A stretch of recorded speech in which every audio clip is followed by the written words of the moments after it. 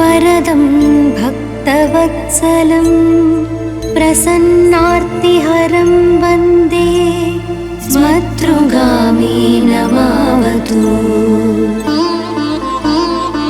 दीनबन्धुं कृपासिन्धुं सर्वकारणकारणं सर्वरक्षाकरं वन्दे स्मतृगामी नमावतु। నమస్తే, welcome to Suman TV. నేను పద్మిని. ఈరోజు మన అందరి అదృష్టం ఓ అద్భుతమైన క్షేత్రాన్ని మనం ఈరోజు చూడబోతున్నాం. ఆ క్షేత్రాన్ని మీకు పరిచయం చేయడానికి నేను వచ్చేసాను తమిళనాడులోని కాంచీపురానికి. కంచి అంటే మనందరికీ తెలిసిందే, ఈ భూమండలానికి నాభి స్థానం కంచి. మరి చాలా మహిమాన్వితమైనటువంటి ప్రదేశం. ఇక్కడ శ్రీపాదుడు కొలువుతీరి ఉన్నాడు, దత్తాత్రేయ స్వామి కొలువుతీరి ఉన్నాడు. దత్తాత్రేయ స్వామి పీఠాలు లేక దత్తాత్రేయ స్వామి గుడులు యావత్ ప్రపంచంలో ఉంటూనే ఉంటాయి. కానీ ఇక్కడ ఒక విశేషం ఉంది. అదేమిటి అంటే, ఈ దత్తాత్రేయ స్వామి శ్రీచక్ర సహితుడై ఉన్నాడు. శ్రీచక్రం అంటే అమ్మవారు కొలువై ఉంటారు, అమ్మవారు అక్కడ నివసిస్తారు అన్న విషయం మనకు తెలిసిందే కదా. అమ్మవారు అయ్యవారు కొలువై ఉన్నటువంటి పీఠం, అద్భుతమైనటువంటి మహిమాన్వితమైనటువంటి క్షేత్రం. మరి ఆ క్షేత్రానికి నేను వచ్చేసాను, మీకు పరిచయం చేయబోతున్నాను. మరి చూద్దామా? పదండి. చక్కటి పంట పొలాల మధ్యలో చాలా ప్రశాంతవంతమైనటువంటి వాతావరణంలో ఈ పీఠం ఉంది. ఇక్కడ స్వామివారు ఇందాకే చెప్పినట్టుగా శ్రీచక్ర సహితుడై, అలాగే రకరకాల రూపాలు ఉన్నాయి ఇక్కడ. అటు నరసింహుడు ఉన్నాడు, వారాహీదేవి ఉంది, అలాగే బాలా త్రిపుర సుందరి ఉన్నారు, అలాగే రాజమాతంగి అమ్మవారు ఉన్నారు.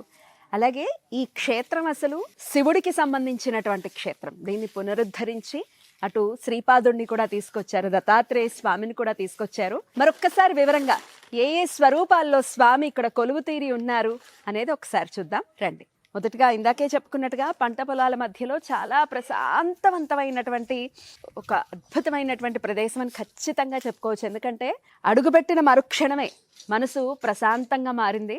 ఇది ఎవరికి వారు అనుభవపూర్వకంగా దాన్ని అనుభవించాలి తప్ప ఎవరో చెప్తే దాన్ని తెలుసుకునే పరిస్థితి ఉండదు. మరి ముందుగా అయితే ఇందాకే నేను చెప్పినట్టుగా ఇది శైవ క్షేత్రం. దీన్ని పునరుద్ధరించారు, అలాగే స్వామివారిని కూడా ఇక్కడికి తీసుకొచ్చారు. శ్రీపాదుడిని, దత్తాత్రేయ స్వామిని ఇక్కడికి తీసుకొచ్చారు. అయితే మరి ఎవరు తీసుకొచ్చారు, ఎవరు ఇక్కడ స్వామిని ప్రతిష్ఠించారు, దీని నిర్వహణ ఎలా జరుగుతోంది, ఇవన్నీ తెలుసుకుందాం. ఈ పీఠానికి సంబంధించి, ఈ పీఠాన్ని ఈ పీఠాన్ని స్థాపించినటువంటి శ్రీ లలిత గారు ఇక్కడే ఉన్నారు. ఒకసారి వెళ్ళి కలుద్దాం రండి. అమ్మా నమస్కారం. అమ్మా నమస్తే. జై గురుదత్త. జై గురుదత్త పద్మిని. Thank you. చాలా వైభవోపేతమైనటువంటి పీఠం అని ఖచ్చితంగా చెప్పుకోవచ్చు. ఎందుకంటే శ్రీచక్ర సహితుడై స్వామివారి ఇక్కడ కొలువు తీరి ఉన్నారు. మేము స్వామివారిని మన ప్రజలకు కూడా తెలిసే విధంగా మేము వస్తాము అంటే మాకు అవకాశాన్ని ఇచ్చినందుకు కృతజ్ఞతలు. జై గురుదత్త. శ్రీ గురుదత్త. మరి ఒక్కసారి ఇక్కడ అనేక రూపాలు ఉన్నాయి, అవన్నీ ఒకసారి చూద్దాము. ముందుగా దత్తాత్రేయ స్వామితో మొదలు పెట్టుకుని ఇక్కడ అమ్మవార్లు కూడా ఉన్నారు. ఒకసారి చెప్పండి అమ్మా. శ్రీచక్ర దత్తాత్రేయుడు, ఆ అమ్మవారిని నేనే, ఆ త్రిపురను నేనే అని చెప్పడం కోసం ఇక్కడ స్వామివారు కంచి కామాక్షమ్మ ఉన్న ప్లేసులో పురుష రూపంలో, ఇక్కడ దత్తాత్రేయుల వారి రూపంలో ఇక్కడ ఆయన పీఠాన్ని, ఆయన సత్యుగ స్థాపనకి ఈ స్థలాన్ని ఎన్నుకొని ఆయన ఈ విధంగా శ్రీచక్ర దత్తాత్రేయుడిగా అందరికీ దర్శనమిస్తూ వరల్డ్ ప్రొటెక్షన్ కోసం, సత్యుగ స్థాపన కోసం ఇక్కడ స్వామివారు శ్రీచక్ర దత్తాత్రేయుడిగా మొట్టమొదటిసారిగా, ప్రపంచంలోనే మొట్టమొదటిసారిగా ఈ రూపాన్ని ఇక్కడ ఆవిష్కరించి ప్రజలందరి కోసం, వరల్డ్ ప్రొటెక్షన్ కోసం, సత్యుగ స్థాపన కోసం ఆయన ఇక్కడ పురుష రూపంలో, దత్తాత్రేయ రూపంలో శ్రీచక్ర సహిత దత్తాత్రేయుడిగా ఇక్కడ కొలువై ఉన్నారు. అద్భుతం. అలాగే ఇక్కడ అమ్మవార్లు కూడా ఉన్నారు. ఒక్కసారి చెప్పండి ఏ స్వరూపం అమ్మవారికి? లలితా త్రిపుర సుందరి అమ్మవారు మొట్టమొదటిసారిగా ఇక్కడ వచ్చేటప్పుడు లలితా త్రిపుర సుందరిగా ఎన్ని అడుగుల్లో రావాలమ్మా అని శ్రీపాద శ్రీ వల్లభ స్వామిని అడిగేటప్పుడు ఆయన 3 అడుగులు పంచలోహ విగ్రహంగా నన్ను రప్పించు అని చెప్పి ఆయన సమాధానం చెప్పారు. అయితే ఇక్కడ 3 అడుగుల అమ్మవారిని తయారు చేయమని నాకు ఆజ్ఞ ఇవ్వడంతో ఇంకొక అమ్మాయికి ఇక్కడ చెన్నైలో పరమాచార్య వారి కల్లో కనిపించి అమ్మవారికి శ్రీచక్ర దత్తపీఠంలో ఉన్న లలితా త్రిపుర సుందరికి నువ్వు మంగళసూత్రాలు కొనివ్వు అని చెప్పారట. ఆ అమ్మాయి ఇక్కడ మంగళసూత్రాలు అమ్మవారి చేయించి తీసుకొచ్చింది అనమాట. అట్లా ఇక్కడ ఏమంటే అమ్మాయికి బ్రెస్ట్ క్యాన్సర్ ఉంది. అందుకని పరమాచార్యుల వారు అమ్మవారి రూపంలో స్థనాలతో దర్శనమిచ్చి నీ క్యాన్సర్ని, నీ బ్రెస్ట్ క్యాన్సర్ని తగ్గిస్తాను, అక్కడ శ్రీచక్ర దత్తపీఠంలో కంచిలో ఉన్న పీఠానికి వెళ్ళి మంగళసూత్రాలు సమర్పించు అంటే ఇక్కడ వచ్చి అమ్మవారు రాకముందే తెలియక ముందే మంగళసూత్రాలు తెప్పించుకుంది అమ్మవారు. అలాగే హైదరాబాద్ లో ఒక లలిత అని ఒక ఆవిడ ఉంది. ఆవిడకైతే అమ్మవారికి కళ్ళివ్వు, శ్రీచక్ర దత్తపీఠంలో ఉన్న అమ్మవారికి కళ్ళివ్వు అని చెప్పడంతో ఆవిడ వెండి కళ్ళని చేయించి ఇక్కడ పంపించడం జరిగింది. అట్లాగా ప్రతి ఒక్క అమ్మవారి కూడా ఇక్కడ అన్ని రూపాలు శ్రీపాద వల్లభుడివే, అన్ని ఆయనే, కానీ ఇక్కడ శక్తి కూడా ఉంది అని చెప్పి ఆ శ్రీ లలితా పరమేశ్వరి, వారాహి అమ్మవారి కింద, ఇక్కడ బాలా త్రిపుర సుందరి కింద అన్ని రూపాల్లోనూ శ్రీపాద శ్రీవల్లభ స్వామి, అలాగే శ్రీచక్రం కూడా మేరు రూపంలో, అలాగే జగన్నాథుణ్ణి కూడా ఇక్కడ చక్కగా పెట్టుకున్నారే. శ్రీపాద శ్రీవల్లభ స్వామి ఒక భక్తుడికి పూరి జగన్నాథుడిగా దర్శనం ఇచ్చాడని చెప్పి మనం శ్రీపాద వల్లభ చరితామృతంలో చదువుకున్నాము. అలాగే ఇక్కడ కూడా శ్రీపాద శ్రీవల్లభ స్వామి పూరి జగన్నాథ్గా సుదర్శన యంత్రంతో నన్ను ఇక్కడ కూర్చోబెట్టని చెప్పడం జరిగింది. అద్భుతం. అందుకని ఇక్కడ ప్రతి ఒక్కటి కూడా ఆయన చెప్పి రావడమే. విగ్రహాలవి కూడా నా సొంతంగా ఈ విగ్రహం పెట్టాలని నేను పెట్టలేదు, స్వామి సంకల్పం, ప్రతిదీ స్వామి సంకల్పం. పేరు కూడా శ్రీచక్ర దత్త శ్రీపాద శ్రీ సాయి పీఠం. అద్భుతం. అదే ఇందాక నుంచి చెప్తూ ఉన్నాను, శ్రీచక్ర సహితుడై ఉన్నాడు స్వామి అని పేరు కూడా దానికి స్త్రీ రూపంలో అమ్మవారి కింద ఉంది, పురుష రూపంలో దత్తాత్రేయ రూపంలో ఉన్నారు. ఇద్దరు ఉన్నారు ఇక్కడ కంచిలో. శక్తి అలాగే స్త్రీ రూప శక్తి కూడా ఉంది, పురుష శక్తికి స్త్రీ రూప శక్తి కూడా. హోమాలు కూడా ఇక్కడ జరుగుతూ ఉంటాయమ్మా? అవును, హోమాలు, చిత్తా నక్షత్ర హోమాలు ప్రతి నెల జరుగుతుంది. ప్రతి నెల జరుగుతాయి.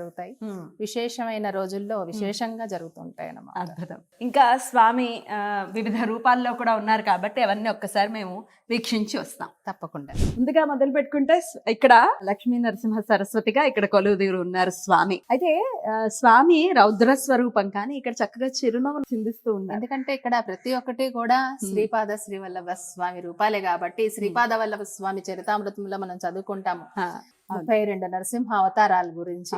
అట్లాగే ఇక్కడ కూడా అక్కడ శ్రీపాద శ్రీవల్లభ స్వామి చరితామృతంలో ఎవరెవరైతే ఉన్నారో అందరినీ కూడా స్వామి ఇక్కడికి రప్పించుకుంటూ ఉన్నారు. అద్భుతం. స్వామి చాలా చక్కగా కొలువుదీరి ఉన్నారు లక్ష్మీ సహితుడై. అలాగే అటుపక్క చూసుకుంటే కాలభైరవ స్వామి కూడా ఉన్నారు, చూద్దాం. ఇక్కడ క్షేత్రపాలకుడిగా కాశీలో ఎలా అయితే కాలభైరవ స్వామి ఉన్నారో ఇక్కడ కూడా వారాహి అమ్మవారు ఉంది, కాలభైరవుడు కూడా ఇద్దరు ఉన్నారు. ఇక్కడ బాలకాల భైరవుడా, అద్భుతం. ఇది విశేషం ఖచ్చితంగా. ఇంకా బయట కూడా ఒక్కసారి మొత్తం గుడి అంతా కూడా ఒకసారి చూద్దాము.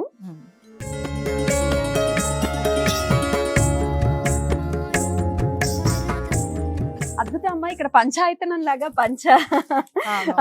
అంటే 5 పంచదత్తావతారాలు ఇక్కడ ఉన్నాయి. శ్రీపాదుడు, స్వామి సమర్థ, నృసింహ సరస్వతి, మాణిక్య ప్రభు, సాయినాథుడు. ఇక్కడ చక్కగా పాదుకలు కూడా చాలా అద్భుతంగా పానమట్టంలో ఉన్నట్టు ఏర్పాటు చేశారు. అయితే అవి మధ్యలో ఉన్నవి బంగారు పాదుకలు. మళ్ళీ పెద్దవి ఎప్పుడు చేయించగలుగుతానో లేదో, మళ్ళీ ఆయన అనుజ్ఞే కదా. అవును, మేము చూస్తున్నాం. అద్భుతం. ఎప్పటి నుంచో ఆశ అనమాట, బంగారు పాదకులు చేయించాలి స్వామికి అని. స్వామిని ఎంత అందంగా ఉన్నారో స్వామి. అద్భుతం. వచ్చిన వాళ్ళందరూ కూడా అంటుంటారు, స్వామి అలా కూర్చుని ఉన్నారమ్మా, మాకు వెళ్ళాలనిపించట్లేదు స్వామిని చూస్తే అంటారు. ఎంత మనోహరంగా ఉన్నారు స్వామి. అలాగే చిత్రపటాలు కూడా చూసుకుంటే అటు నరసింహ సరస్వతి గాని, శ్రీపాదుడు గాని, స్వామి సమర్థుడు గాని, పెరియావ కూడా ఉన్నారు. ఒక రోజైతే అక్కలకోట స్వామి వారు కల్లో కనిపించి నీకు పాదుకలు ఇస్తాను అన్నారు. నేను అక్కలకోట ఎప్పుడు నేను శ్రీపాద వల్లభుడినే తప్ప మిగతా అవతారాల గురించి మనం ఎక్కువ విన్నది లేదు. అందులో ఈయన గురించి అస్సలు వినం, ఎందుకంటే ఆయన కాస్త కోపం ఎక్కువ అని వింటూ ఉంటాం. అమ్మో, మామూలుగా తెలుసు కానీ మనం శ్రీపాద వల్లభుడినే తప్ప మిగతా వాళ్ళు కొంచెం ఎక్కువ వాళ్ళ గురించి మనం చదవము, వాళ్ళ గురించి కొంచెం తక్కువగానే జ్ఞానం మనకి. అలాంటిది ఏంటి, నాకు స్వామి సమర్థకల్లో కనిపించే పాదుకలు ఇవ్వడం అంటే ఏంటి, మా అన్నయ్య నేను నా తమ్ముడు పాదుకులు అని చెప్పి 2 పాదుకలు ఉంచుకొని నాకు కళ్ళ పాదుకలు ఇచ్చారన్నమాట. ఆ తర్వాత 2 రోజుల తర్వాత నాకు అక్కలకోట సంస్థానం నుంచి ఫోన్ వస్తుంది, స్వామివారి మీకు పాదుకలు ఇమ్మన్నారు. అవేనా అని ఇవి? చెప్పి శ్రీచక్ర దత్తప్ప క్షేత్రానికి పాదుకలు ఇమ్మన్నారని చెప్పి ఆజ్ఞాపించడంతో అక్కడ పాదుకలు ఇచ్చారు. ఆ పాదుకలు ఇవి ఆ జానుబాహుడికి సంబంధించిన పాదుకలు కదా, అద్భుతం. ఆ పాదుకలమ్మా ఇక్కడ ఈ లలితాదేవి ఫోటో ఒకళ్ళ ఇంట్లో ఒక 100 సంవత్సరాల నుంచి కూడా ఆ పెయింటింగ్ ఉందట.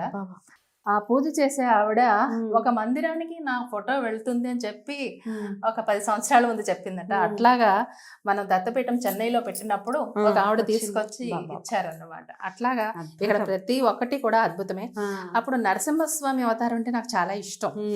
శ్రీపాద వల్లభుడి తర్వాత కొంచెం నరసింహ సరస్వతి. అవును. అక్కడ కరంజాలో పాదుకలిమ్మని ఆజ్ఞ వచ్చి కరంజా నుంచి పాదుకలు వచ్చాయి. అద్భుతం.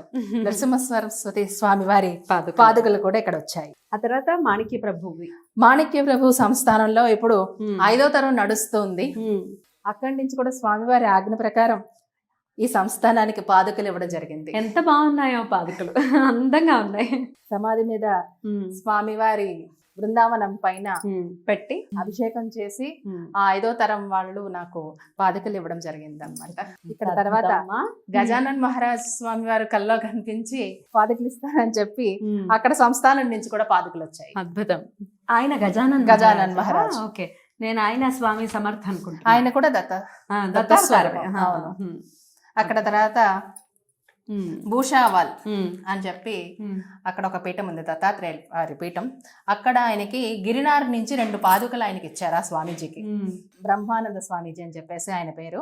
అయితే ఆయనకి దత్తుడు వారి ఆజ్ఞ ప్రకారం ఇక్కడ శ్రీచక్ర దత్తపీఠానికి గిరినార్ పాదుకలు కూడా ఒకటి ఇవ్వని చెప్పడంతో ఆయన గిరినార్ నుంచి పాదుకలు కూడా ఇచ్చారు.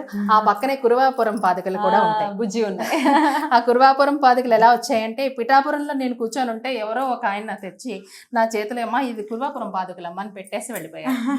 అట్లాగా అందరి పాదుకలు వచ్చాయి, ఇక్కడ ఉన్నాయి. తర్వాత పెరివా చంద్రశేఖర సరస్వతి భారతి వారి పాదుకలు కూడా దీంట్లో ఉన్నాయి, దీంట్లో లోపల ఉన్నాయి.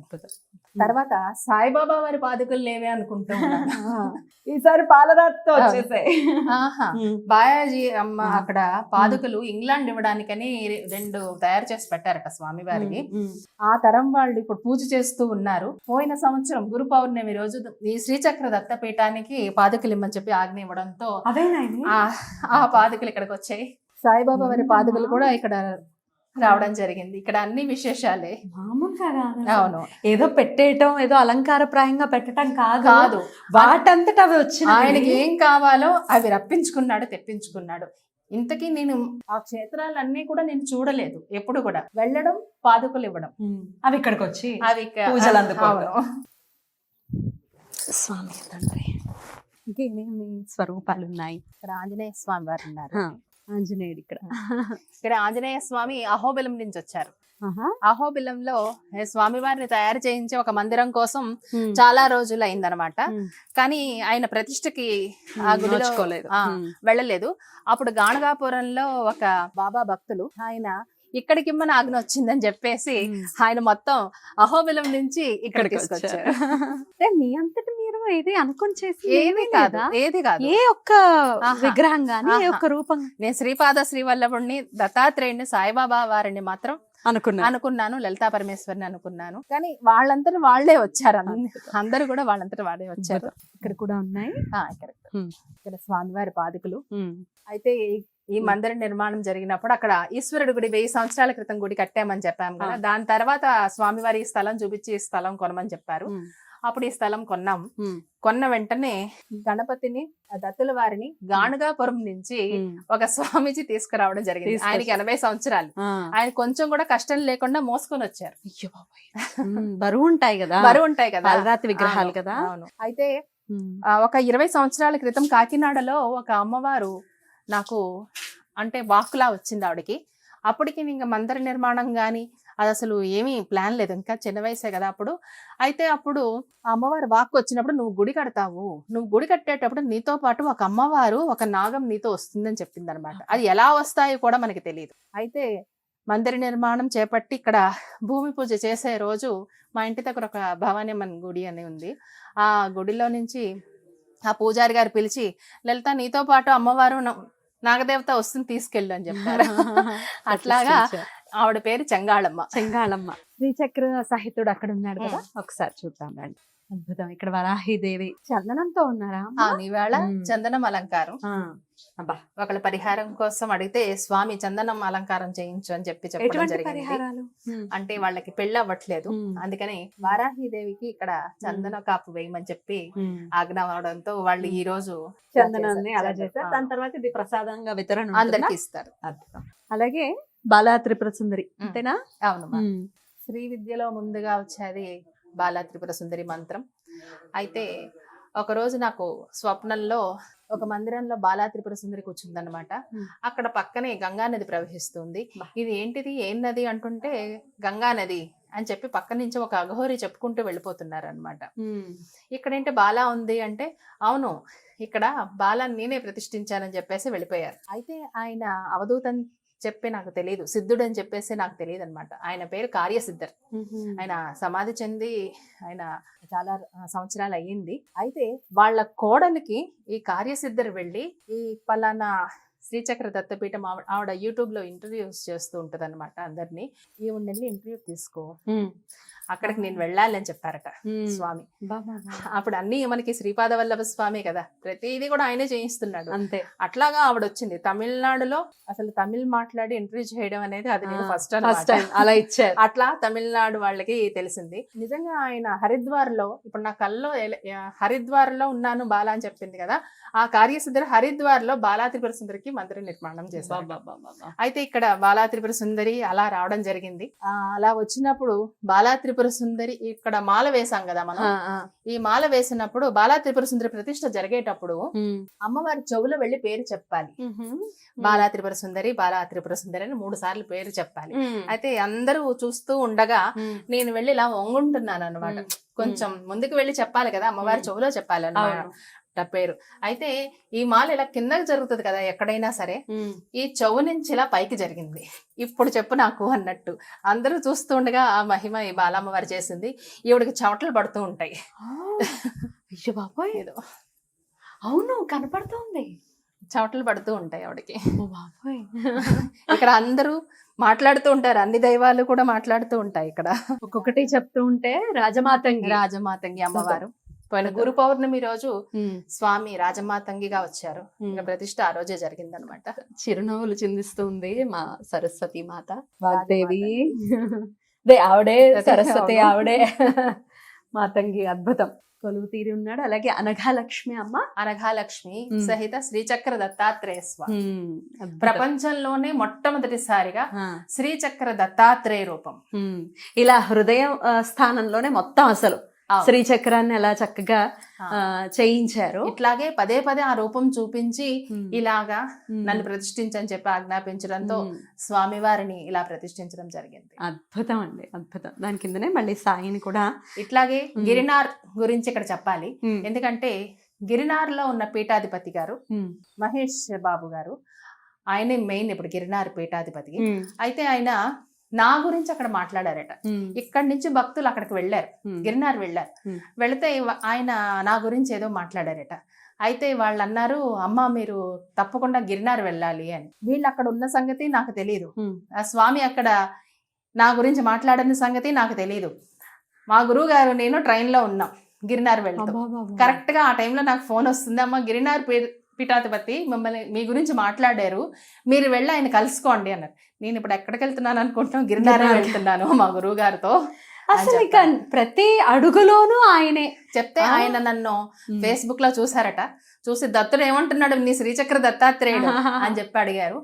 అయితే ఆయన 30 కిలోమీటర్లు వెనక్కి వెళ్ళిపోయారు. ఏదో ఆశ్రమంకి, అడవిలో ఉంటుంది ఆశ్రమం, వెళ్ళిపోయారు తపస్సు చేసుకోవడానికి. అప్పుడు నన్ను వస్తే కలుసుకో అని చెప్పారు కదా, నేను ఆయనకి ఫోన్ చేశాను అనమాట. ఆయన నంబర్ కనుక్కొని మొత్తానికి స్వామి మీరు రమ్మన్నారు, మేము వచ్చాము, ఇక్కడ గిరినార్ వచ్చాము, మళ్ళీ రేపు వెళ్ళిపోతున్నాము, మిమ్మల్ని కలుసుకోవాలంటే ఫస్ట్ ఆయనకి అర్థం కాలేదు ఎవరని చెప్పి. వెళ్ళిపోయారు, నేను చాలా వెళ్ళిపోయానే అన్నారు హిందీలో. సరే అయితే మళ్ళీ ఫోన్ చేశారు, ఎవరు అన్నారు. నేను చెప్పాను ఇట్లా శ్రీచక్ర దత్తపీఠం కాంచీపురం నుంచి వచ్చానంటే, అచ్చా వహీ టైరో మే ఆరాం అని చెప్పి 38 కిలోమీటర్లు వెళ్ళిపోయిన ఆయన మళ్ళీ వెనక్కి తిరిగి వచ్చారు. కలిశారు. దత్తుడు నీ చేత చాలా అద్భుతాలు చేయిస్తున్నాడు, నువ్వు భవిష్యవాణి చెప్తావు అని చెప్పి ఆయన నోటి ద్వారా, అంటే నాకు మాత్రం స్వామి చెప్పిన విశేషాలని ఆయన నోటి ద్వారా వచ్చి ఎలా తెలుస్తా ఆయనకి ఎలా తెలుస్తుంది? కలియుగ ప్రభావం అంతమయ్యి సత్యుగ స్థాపనకి ఇక్కడ ఈ ప్లేస్ ఎన్నుకొని స్వామి శ్రీపాద శ్రీ వల్లభ స్వామి ఇంత పని చేయిస్తున్నాడని చెప్పి ఎవరికి చెప్తే అర్థమవుతుంది? అట్లాంటి మహానుభావులకు తప్ప. ఖచ్చితంగా అట్లాంటి మహానుభావుల నుంచి ఎలా నాకు వాళ్ళ నోటి ద్వారా ఇవన్నీ విశేషాలు చెప్పేటప్పుడు నాలో ఉన్న ఉత్సాహం, శక్తి, ఇంకా స్వామి నా పైన ఎంత కరుణ చూపిస్తున్నాడు. నేను వెళ్ళి చెప్పకుండా ఎంతో మందికి వెళ్ళి చెప్తున్నాడు. ఇది నిజం, నువ్వు చెయ్యి, నేను చెప్పింది నిజం. ఎవరు ఏమనుకున్నా పర్వాలేదు, ఎవరు ఏం చేసినా పర్వాలేదు, ఆయన మాట విన్నప్పుడు ఆయన పని మాత్రం చేసుకుంటూ వెళ్ళిపోవడమే. అసలు మిమ్మల్ని ఎవరండి అనేది అసలు మామూలుగా అసలు దంతుడికి ఏంటంటే అన్ని ఎదుర్కోవాల్సి వస్తుంది. ఈ మందిరం నిర్మాణానికే ఎన్నో ఎదుర్కోవాల్సి వచ్చింది. దత్తుడు అంటే పరీక్షలు పెడుతూ ఉంటాడు. దత్త భక్తుల జోలికి వస్తే ఆయన ఊరుకోడు కూడా. తస్మాత్ జాగ్రత్తగా ఉండాలి మనం. ఈ బాబా వారు షిరిడి నుంచి వచ్చారు. ఈయన వచ్చేటప్పుడు మొత్తం మా ఇల్లంతా కూడా పొగతో నిండిపోయింది, ఎవరు ఏ ధూపం వేయకుండా. ప్రతిదీ మహిమ ఇక్కడ. కానీ ఇక్కడికి రావడం అదృష్టంగా భావిస్తున్నాను. ఆయన ఇవాళ రప్పించాడు కాబట్టి మీరు ఇవాళ రాగలిగారు. ఎందుకంటే ఈ పరిస్థితుల్లో నేను రావటం అనేది నేను రాలేనేమో అనిపించింది. ఒక పక్కనేమో అటు దత్తుడు ఆషామాషి కాదు, కానీ వెళ్ళాలి, మాట ఇచ్చాము, ఖచ్చితంగా వెళ్ళాలి అనేది ఒకటి. కానీ ఎలా అయితే నా సమస్య ఏదైతే ఉందో అది అలా మెల్లగా మామూలు నార్మల్ స్థితికి వచ్చేసింది. అదంతా ఆయన అనుగ్రహం. నీకు వేల వేల కృతజ్ఞతలు. ఆ దత్తాత్రేయుడికి పాదాభివందనాలు. దత్తార్పణం. ఎప్పుడు శుభం శుభం శుభం. Thank you so very much. మీరు హైదరాబాద్ వచ్చినప్పుడు మాకు సమయం ఇవ్వాలి, బోల్డ్ అని విశేషాలు మనం మాట్లాడుకోవాలి. దత్తుడి గురించి చాలా విశేషాలు చెప్పాలి, ఈ మందిరం గురించి తప్పకుండా. మీరు హైదరాబాద్ వచ్చినప్పుడు ఖచ్చితంగా మాకు సమయం ఇవ్వండి. తప్పకుండా. జై గురుదత్త. మరి ఈ క్షేత్రానికి చెన్నై వస్తే ఖచ్చితంగా రండి. చెన్నైయే కాదు, తిరువన్నామలైకి ఇవాళ రేపు మనం చాలా తెలుగు వాళ్ళు చాలా మంది వెళ్తున్నారు. తిరువన్నామలై నుంచి చాలా చాలా దగ్గర కాబట్టి నేను వీడియో డిస్క్రిప్షన్ లో ఖచ్చితంగా లొకేషన్ ఉంటుంది. సో ఖచ్చితంగా రండి. కాంచీపురం నుంచి కేవలం 10 కిలోమీటర్ల దూరంలోనే ఉంది మన శ్రీ చక్రదత్త శ్రీపాద శ్రీ సాయి పీఠం. సో ఖచ్చితంగా దర్శించుకోండి, స్వామి అనుగ్రహాన్ని పరిపూర్ణంగా పొందండి. నమస్కారం.